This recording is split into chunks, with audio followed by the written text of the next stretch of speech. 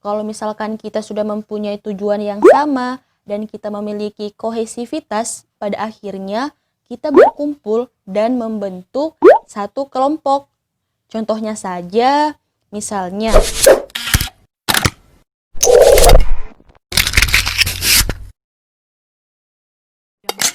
Assalamualaikum teman-teman, saya Afda Dilsa Al-Isyai, mahasiswi Ekonomi Syariah Institut Agama Islam Negeri Palopo.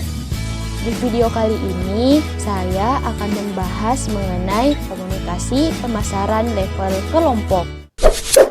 Nah, komunikasi pemasaran level kelompok itu apa sih? Pertama, kita bahas dulu deh definisinya apa.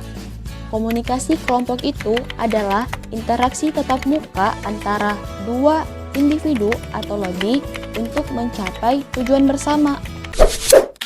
Nah, kenapa ada kalimat tujuan bersama? Dalam hal ini, manusia cenderung mencari sesuatu yang sama antara satu dengan yang lainnya. Nah, kalau misalkan kita sudah mempunyai tujuan yang sama dan kita memiliki kohesivitas, pada akhirnya kita berkumpul dan membentuk satu kelompok. Contohnya saja, misalnya muncul istilah kelompok pengajian karena aktivitasnya banyak sehingga menyelenggarakan pengajian. Kemudian kelompok informal karena terbentuknya berdasarkan sukarela. Kemudian, apakah kelompok-kelompok ini selalu dapat dikatakan sebagai kelompok sosial?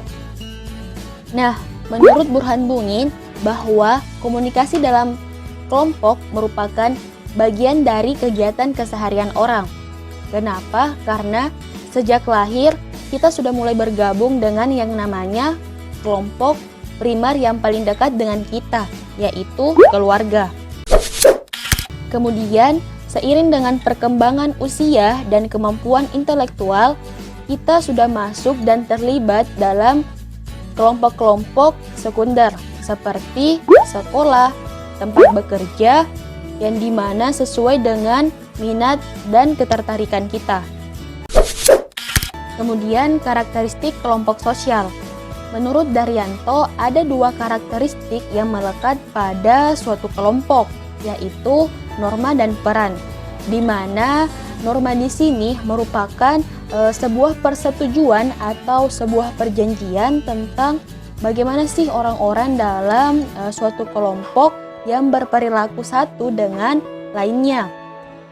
Nah, kemudian di dalam norma ada 3 kategori kelompok, yaitu norma sosial, prosedural, dan norma tugas. Di mana di dalam norma sosial di sini mengajarkan kita bagaimana cara mengatur hubungan antara anggota kelompok.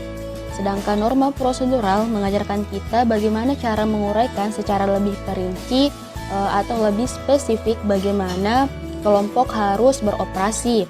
Dan norma tugas di sini memusatkan perhatian kita bagaimana suatu tugas harus dilaksanakan. Selanjutnya, prinsip-prinsip komunikasi pemasaran level kelompok. Yang pertama, setiap kelompok terdiri dari individu-individu yang diikat oleh kesamaan-kesamaan tertentu, seperti kesamaan nilai, kesamaan tujuan, dan kesamaan senasib. Kemudian yang kedua, setiap kelompok memiliki anggota yang karakteristik perannya bisa berbeda-beda, di mana ada anggota yang cenderung dominan, sehingga aktif atau menjadi inisiator dalam banyaknya aktivitas. Namun, ada juga anggota yang memilih mengambil peran sebagai penghubung. Kemudian yang ketiga, setiap kelompok memiliki individu-individu yang unik dalam pengelompokan diri, di mana ada kelompok lain yang jumlahnya lebih kecil, yang sering disebut dengan clique. Clique ini terbentuk karena berbagai alasan, misalnya karena kesamaan dalam selera, kesamaan dalam dukungan ide, dan sebagainya. Kemudian yang keempat, setiap kelompok terdiri dari individu-individu yang memiliki karakter spesifik dalam pola-pola penerimaan produk, seperti pola tertentu berdasarkan waktunya. Kita ambil contoh penerimaan produk minuman keras misalnya, di mana di sini membutuhkan hanya beberapa waktu saja. sementara produk yang lain membutuhkan waktu puluhan tahun. Jadi dapat dikatakan bahwa cepat atau lambatnya sebuah produk diterima tergantung kepada jenis barang yang dipasarkan. Kemudian yang kelima, setiap produk memiliki kekuatannya masing-masing dan setiap individu di dalam suatu kelompok memiliki selera tersendiri pada kekuatan tersebut, di mana kekuatan produk di sini mengikuti konsep Philip Kotler menjadi 4P. Yang pertama, price, product, place, and promotion.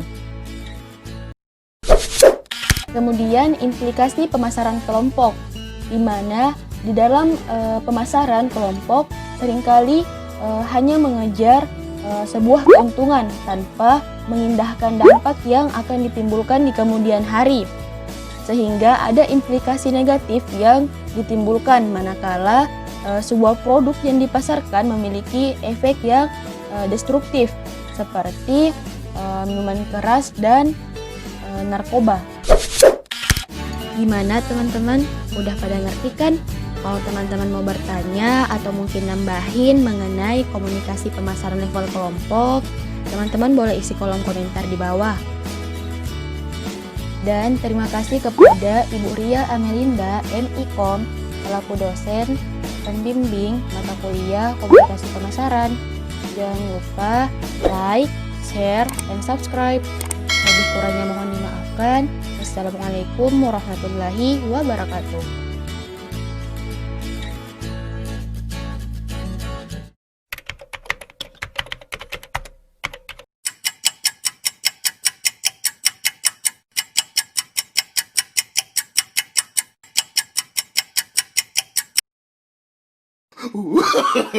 No, no, no, no.